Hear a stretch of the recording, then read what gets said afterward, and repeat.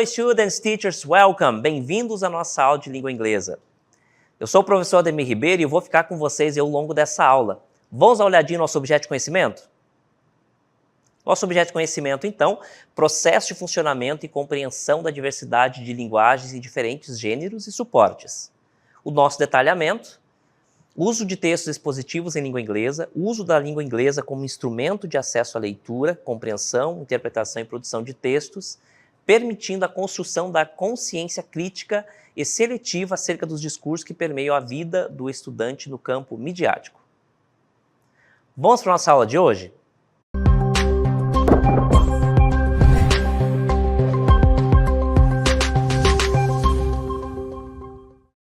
Então, o tema da nossa aula de hoje vai tratar desse assunto, o uso de textos expositivos em língua inglesa. Todos os textos, eles são importantes, mas como que nós vamos utilizar a língua inglesa, dentro desse contexto? E o que é um texto expositivo? E em que situação, a língua inglesa vai ser inserida aí nesse tipo de texto? De que forma eu vou utilizar a língua inglesa para tratar desse tema, desses textos expositivos? Eu vou mostrar para vocês agora a definição do que é um texto expositivo. Olha só. Então, texto expositivo, ou textos expositivos. Quando eu me refiro a textos expositivos, gente, ou texto de modo geral, eu não estou me referindo somente a texto escrito, tá? Texto é tudo aquilo que eu produzo para me comunicar, tá bom? Quando eu estou falando, também estou produzindo. Mas, obviamente, a gente dá uma maior ênfase para esse texto escrito. Então, textos expositivos desempenham um papel fundamental, pois têm o objetivo de informar, explicar ou descrever um assunto de forma clara e objetiva. Eles são amplamente utilizados em jornais, revistas, blogs, artigos científicos e livros didáticos. Então, essa é a definição do que é um texto expositivo, que serve, dentre outras coisas, para explicar, para informar, e a gente encontra aí muito amplamente dentro dos jornais, das revistas, nesses locais onde, de fato, deveria pelo menos ter uma preocupação maior com a circulação de informações, dentre outras situações a se preocupar com a grafia, com um tipo de linguagem utilizada, tem que ser adequada a um determinado padrão, seguindo as regras gramaticais, por exemplo, tá bom? Vamos dar uma olhadinha agora nas características dos textos expositivos. Então, as características dos textos expositivos. A estrutura organizada, é a primeira informação, e aqui a gente faz uma conexão muito íntima com relação a notícias de jornais, por exemplo, Tem que ter uma estrutura organizada. Introdução, desenvolvimento e conclusão, Então, ele tem esses aspectos que são aspectos de um texto bem escrito, Uma estrutura bem organizada.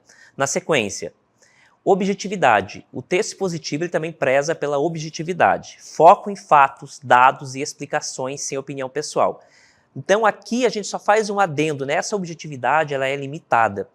Todo tipo de informação que nós produzimos, ela carrega em si informação que é muito íntima de quem está falando, tá? Então quando a gente busca assim, uma informação imparcial, a imparcialidade, gente, ela não é absoluta, é impossível isso na linguagem. Tudo aquilo que eu falo, ele sai carregado daquela minha forma de ver. Eu posso ouvir uma informação, fazer uma pesquisa gigantesca sobre determinado assunto, trazer essas informações para você. Mas ao passar essas informações, eu vou passar com a minha visão. E isso não tem, é indissociável, não tem como eu fazer diferente disso. Quando eu passo com os meus olhos, eu estou passando informações, e aí esse texto, essa ideia da objetividade, ela perde um pouco. Dá para ser objetivo? Dá, deve sempre buscar a objetividade quando nós estamos passando informações. Mas é impossível ser absolutamente imparcial, que entra aqui nessa ideia de objetividade, tá? A objetividade, ela nunca é absoluta, tá? Por mais que eu tenha boa intenção, que eu queira, que eu almeje isso, na prática nunca é possível, tá? Porque sempre vai ter opinião. Por exemplo, eu vou falar sobre qualquer assunto, sei lá, aborto. Eu tenho opinião própria sobre isso. E por mais que eu vá falar sobre isso de uma forma muito clara, tratando de dados técnicos e tudo mais, essa minha visão de mundo ela vai permear, então, essa minha fala, esse meu resultado, tá? Então, a objetividade ela não acontece 100%, é impossível. Assim como a imparcialidade, que eu posso utilizar aqui como sinônimos, tá? Outro ponto importante também dos textos expositivos, linguagem clara e direta. Termos técnicos podem ser explicados ou definidos no texto. Né? Então, quando você utiliza algo técnico, um termo técnico, né, o próprio contexto ali vai ajudar a explicar. 4. Uso de conectores para organizar as ideias, relacionar as informações. Por exemplo, id, exempli gratia, que é uma expressão latina que eu utilizo também na língua inglesa, que significa exemplo. Firstly, secondly, furthermore, in conclusion. São alguns dos exemplos. Essas aqui são as palavras que eu utilizo para conectar. Majoritariamente estou falando de conjunções e preposições. São palavras, classes gramaticais que eu utilizo para conectar ideias, frases dentro ali de um contexto, tá certo? Eu tenho que prezar isso e dentro desse meu texto expositivo com certeza vai ter muitos desses conectores, ok? Vou mostrar agora um pequeno texto em inglês, que na verdade não é muito pequeno, que trata desse assunto, né, tratando ali de questões físicas, mas a gente vai aproveitar também para mostrar alguns desses aspectos que são comuns em textos expositivos. Olha só. Esse aqui é um exemplo de um texto expositivo, tá? Né, ele vai passar uma informação. Primeira coisa, já sabe, né, a gente já falou, leia o título né, entenda o que está escrito no título e você já tem uma ideia, um panorama geral do que trata o texto. The benefits of regular physical exercise. Os benefícios da atividade física regular, tá? Do exercício físico regular. Então aqui já dá para identificar, tem várias palavras cognatas, né, dá para identificar o significado. Palavras cognatas aqui, benefits, regular, physical também, exercise. Então dá para compreender o que está escrito aqui. Eu vou tratar então dos benefícios da atividade física. The benefits of regular physical exercise. Regular physical exercise is essential for maintaining good health and well-being. Então, tudo que eu preciso está aqui, ó. Isso aqui seria uma definição do título, mas o que eu busco nesse primeiro parágrafo está nessas duas linhas aqui, ó, que é o tópico frasal, tá? Regular physical exercise is essential for maintaining good health and well-being. Então, a prática de exercícios físicos é essencial para manter boa saúde, health, saúde, boa saúde e bem-estar, né? Well-being quer dizer bem-estar. Engaging in physical activities such as running, swimming, or even walking can significantly improve both mental and physical health. O que está escrito aqui? Então, se empenhando, né, em atividades físicas ou se matriculando, por exemplo, né, em atividades físicas como corrida, natação ou mesmo caminhada, pode melhorar, a palavra improve, melhorar, significantemente ambos, a saúde física e mental, né? Olha só, tá fora de ordem, porque em língua inglesa é assim, tá? Então a gente precisa sempre fazer essa adequação. Aqui nós temos um conector, que inclusive a gente tratou antes, né, anteriormente. Primeiramente, exercise strengthens the cardiovascular system. Então, primeiramente, os exercícios, eles fortalecem o sistema cardiovascular. Reducing the risk of heart disease, reduzindo o risco de ataque, né, ou de problemas cardíacos, né, a palavrinha disease quer dizer doenças, né, nesse caso aqui, problemas, né, de coração. It also helps in maintaining the healthy weight by burning calories and increasing metabolism. Então, e também ajuda a manter a saúde, né, o peso saudável, o healthy quer dizer saudável, o peso saudável, por queimar, burning calories, por queimar calorias e ampliar aí o metabolismo, melhorar o metabolismo. Secondly, segundamente, obviamente essa tradução na língua portuguesa não existe, né, mas a gente vai traduzir da seguinte forma, em segundo lugar, né, em segundo. Regular physical activity boosts mental health by releasing endorphins, which are chemicals in the brain that promote feelings of happiness and reduce stress. Isso aqui é o nosso tópico frasal. O que está escrito aqui? A prática de atividades físicas, exercícios físicos, né, ele vai quer dizer, ele vai ampliar aqui, tá? Ele vai ampliar, melhorar a saúde mental por liberar, releasing endorphin, a endorfina, ou endorfinas, né, que são químicos, algo químico, né, que serão liberados no cérebro, que promove o sentimento de felicidade e reduz o estresse. Então, o nosso tópico frasal é isso aqui. O que eu vou tratar nesse segundo parágrafo? que a atividade física ajuda a liberar a endorfina, e a endorfina traz o sentimento de felicidade e reduz o estresse.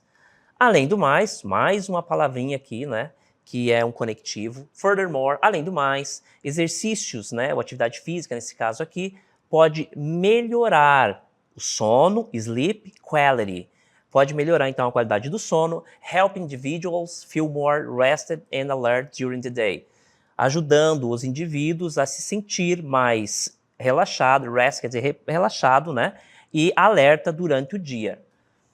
In conclusion, para finalizar, para concluir, regular physical exercise, então exercício físico regular, should be, deve ser ou deveria ser, uma parte da rotina diária de cada um. Everyone, quer dizer de cada um. Então deveria ser uma parte da rotina diária de cada um. By investing time in physical activities, individuals can enhance their physical health, improve mental well-being, and lead a more balanced life. Por investir, né, investir tempo, né, na atividade física, os indivíduos podem melhorar a saúde física, né, de modo geral, melhorando o bem-estar mental, né, e levar a uma vida mais equilibrada. Balanced quer dizer equilibrado, tá? Então esse texto nosso aqui é um exemplo do que é um texto expositivo e tratando aí da importância, basicamente, conforme o título já deixou evidenciado, da importância da atividade física, né, na saúde tanto mental quanto física, né, os benefícios da atividade física para a nossa vida. Então tem um exemplo de um texto expositivo e também nós tratamos aí desse aspecto, né, voltado aí à saúde. Também passamos ali por temas importantes que servirão de base para essa nossa aula que a gente vai tratar em seguida, que são os conectores, são aquelas palavrinhas que eu utilizo para conectar ideias, frases, orações dentro de um contexto. Vou mostrar para vocês agora um pequeno VT onde nossa personagem vai falar algumas frases e a gente vai destacar ali algumas dessas conjunções que são os conectores, que servem para conectar frases. Olha só. Então, na nossa primeira frase, nós temos o seguinte. I watch animes. Animes, então, gente, são aqueles que está muito na moda agora, que são aqueles vídeos, né, normalmente orientais, né?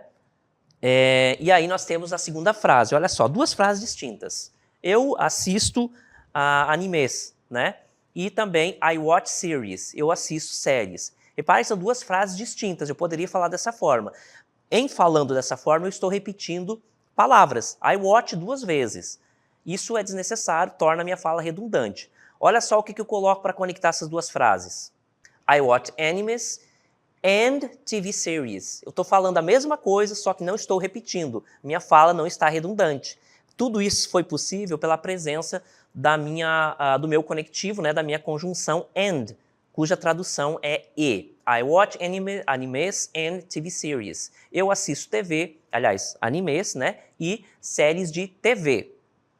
Nós temos um outro exemplo também, continuando, que trata justamente desse tema, né, o uso das conjunções para conectar ideias, frases, nesse caso aqui. I can go out. A expressão go out quer dizer sair de casa, né, sair para o ar livre. I can't go out. I can't go out. Eu não posso sair de casa. Aí vai se conectar a outra frase. Because it's raining. Porque está chovendo. I can't go out because it's raining. Eu não posso sair de casa porque está chovendo. Nesse caso aqui, é uma conjunção explicativa. Ela está introduzindo uma explicação do porquê eu não posso sair de casa. Essa é exatamente a função, então, das conjunções. Quando eu falo conjunções, estou falando de conectivos. Classe gramatical que serve para conectar ideias. Majoritariamente estou falando de conjunções e preposições.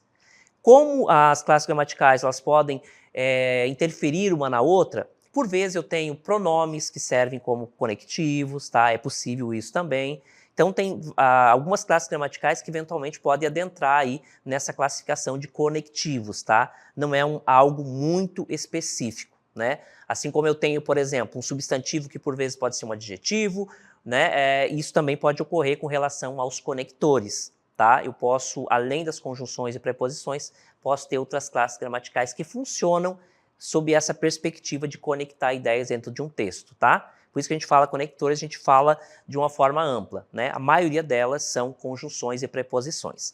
Conjunções que nós vamos ver a definição agora. Conjunções são palavras que usamos para ligar palavras, frases ou cláusulas. Elas ajudam a tornar nossas frases mais coesas e nossas ideias mais claras. Eu vou mostrar para vocês agora algumas conjunções e para deixar bem claro, né? Algumas delas vocês já conhecem com certeza e como elas funcionam, tá? Eu trouxe aqui duas classificações de conjunções, que são as aditivas e as adversativas. Por exemplo, a and é uma conjunção aditiva. However é uma conjunção de contraste, ou seja, uma conjunção adversativa. But também é uma conjunção adversativa, tá? Porque ele vai dar uma ideia de contraste em relação ao que foi falado anteriormente. Moreover é uma conjunção aditiva, tá? O moreover é uma conjunção aditiva. Tá? Also também uma conjunção aditiva, porque ela vai passar uma ideia de adição àquilo que foi falado anteriormente.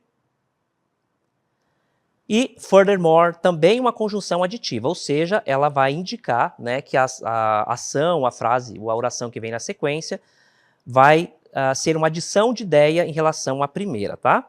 Aí sobrou as últimas duas, although, que é uma conjunção adversativa, que vai indicar um contraste em relação ao que foi falado anteriormente, e though, também uma conjunção adversativa, ou seja, vai indicar, né, que aquela frase que vem na sequência é um contraste em relação à primeira.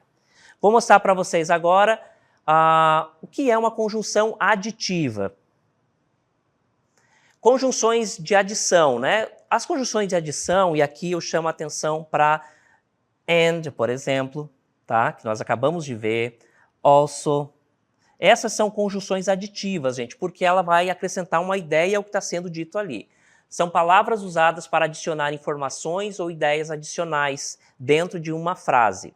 Elas conectam elementos semelhantes como palavras, frases ou cláusulas, indicando que a informação subsequente é uma continuação ou complemento da anterior.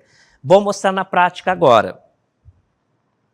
Então, as conjunções aditivas, elas vão adicionar uma ideia conforme vou mostrar para vocês. Olha só. Como que vai funcionar? Eu tenho duas frases distintas, tá? Aí eu vou precisar de uma conjunção para conectá-las. Ao utilizar uma conjunção, eu deixo de estar repetindo palavras de forma desnecessária. Só que essa conjunção, ela tem uma classificação a depender da função que ela desempenha. Se ela for utilizar para adicionar uma ideia a que já tem, ela é uma conjunção aditiva. Se essa conjunção que eu estou utilizando for colocada antes de uma outra frase que vai, de certa forma, contrastar com a primeira, ela vai ser uma conjunção adversativa. Se ela vai ser posta antes de uma frase explicativa, ela vai ter o nome de conjunção explicativa, porque ela vai explicar algo que já foi falado anteriormente, vai dar uma explicação a mais. Compreenderam? Então, as conjunções têm classificações a depender da situação que ela está sendo utilizada e se ela vai que ideia ela vai acrescentar dentro daquele contexto. Olha só nessas conjunções de adição aqui que eu tenho. And significa e, moreover, além disso, furthermore, além disso também, né? Aí also, também, e in addition, além disso. Repare que todas elas são conjunções, elas vão passar sempre a mesma ideia, de adicionar ideias. A mais utilizada é and, que nós mais utilizamos, mais conhecido. Todas essas aqui dizem praticamente a mesma coisa. Então, eu posso dizer, eu fiz isso e fiz aquilo. Estou utilizando a conjunção aditiva. Eu posso utilizar também a depender do contexto. Além disso, eu fiz essa outra atividade aqui. Repare que estou adicionando ideias e eu estou utilizando para isso uma conjunção aditiva, tá? Porque eu estou acrescentando uma ideia à primeira. Perceberam? Então, a conjunção ela tem uma função. E essa função é classificada, né, de acordo com aquilo que ela vai adicionar naquela ideia, né, dentro daquele contexto. Olha só na prática a utilização aí dessa conjunção. Vou mostrar aqui, ó. Conjunções de adição. She sings, ela canta. Aí na sequência, she dances, ela canta e ela dança. Eu coloquei a conjunção and. She sings and dances. Duas frases virou uma. e eu utilizei uma conjunção aqui. Ela acrescentou uma ideia. Ó, ela canta e dança. Eu acrescentei uma ideia, a primeira, logo and é uma conjunção aditiva.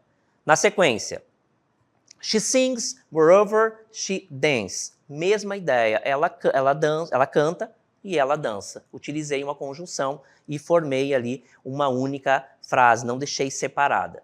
Outro exemplo que deixa bem claro isso, furthermore, she sings, furthermore, she dances. A mesma ideia de adição, de adicionar uma informação dentro daquele contexto. Mais uma.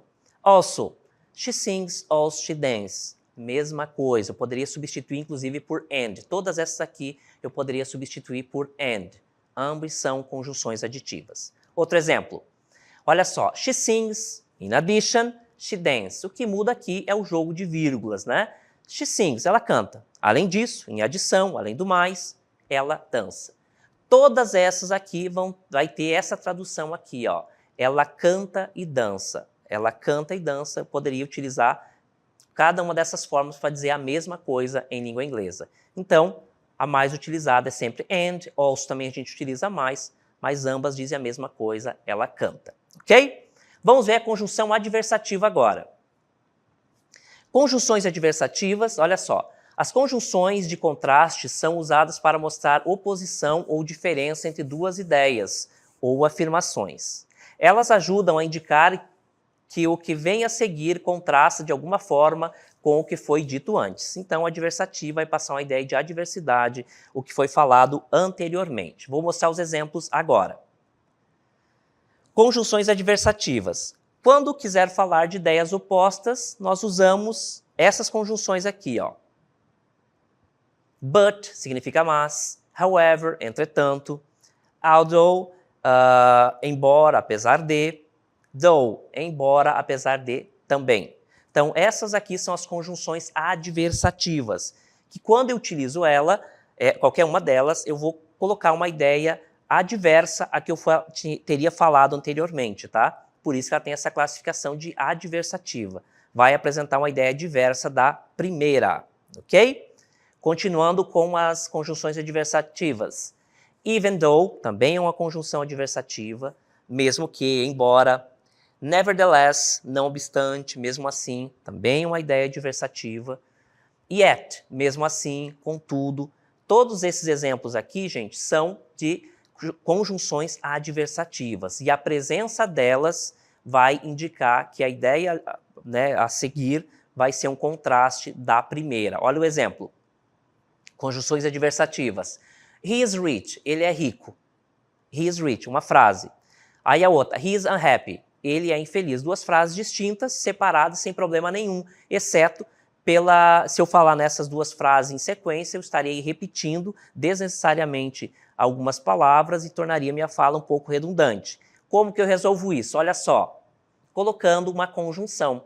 He is rich, ele é rico, but he is unhappy, porém ele é infeliz. Ou poderia simplificar, he is rich, ele é rico, but unhappy, porém infeliz. Também poderia ter encurtado ainda mais a minha frase. O que chama atenção é a presença do but, indicando que a frase na sequência, que a oração na sequência, é um contraste da primeira. Por isso, há essa classificação de conjunção adversativa. Ela sempre vai introduzir uma ideia adversa à primeira. Outro exemplo.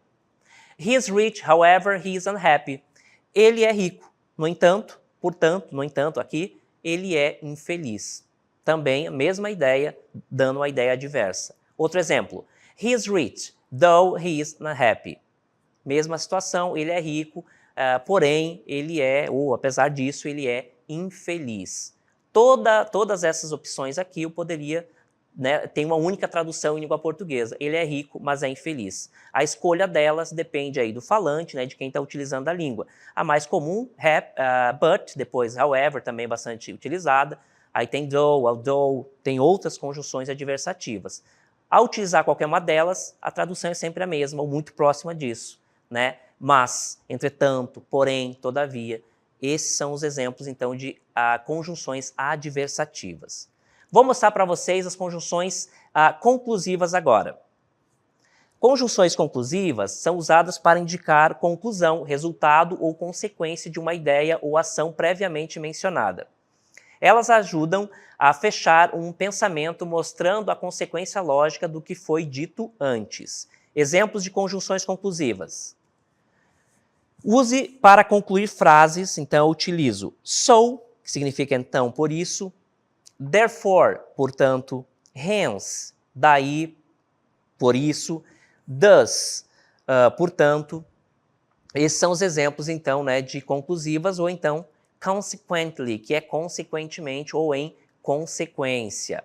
Vou mostrar para vocês agora alguns exemplos, né, de conjunções conclusivas na prática. Olha só, vou utilizar o therefore ou portanto. Está escrito assim, she studied hard, ela estudou muito. Therefore, she passed the exam. Por isso, ela passou no exame. Repare que eu estou concluindo, né? Por causa disso, né, eu estou dando uma conclusão para a primeira frase. Ela estudou muito. Né? Em conclusão, para concluir, ela passou no exame. Olha só, ela estudou muito, portanto, ela passou no exame. Eu estou concluindo, né, aquilo, né, o fato de ela ter estudado ali. Aí nós temos com conjunções conclusivas, né? Nós temos mais ali, olha só. So, que significa então ou portanto. E aí nós temos essa frasezinha aqui, né? Esse pequeno texto. It was raining, so we stayed indoors. Estava chovendo, portanto, né? Ou então nós permanecemos dentro de casa. É uma conclusão meio óbvia, né? Se estava chovendo, você não pôde sair, ficou dentro de casa. É uma conclusão. Estava chovendo, então ficamos dentro de casa. É um exemplo clássico aí de uma conjunção conclusiva. Vamos ver agora a explicativa. Por que ela tem esse nome? Porque, obviamente, ela vai explicar. Use quando quiser explicar algo. Because, porque. For também significa porque. Esse for aqui ele é mais formal do que o because, tá? Because of, devido a, por causa de. Esses são alguns dos exemplos aí de explicativas, além de since, que significa desde que, já que, as, significa como, due to, devido a, também são exemplos de conjunções explicativas. Vamos ver um exemplo?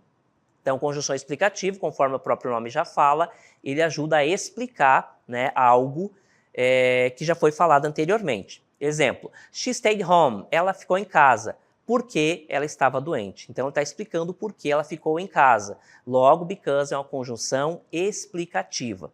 Perceberam como é fácil? A sua classificação depende da sua função desempenhada dentro do contexto. Because é uma explicativa, porque ele introduz uma explicação, ok? Vamos continuando agora, olha só. Vamos ver um exemplo de texto que usa várias linking words. John loves traveling. He has visited many countries, such as France, Japan and Brazil. Então, o John adora viajar, ele visitou muitos países, tais como França, Japão e Brasil. Moreover, além disso, he enjoys learning about different cultures.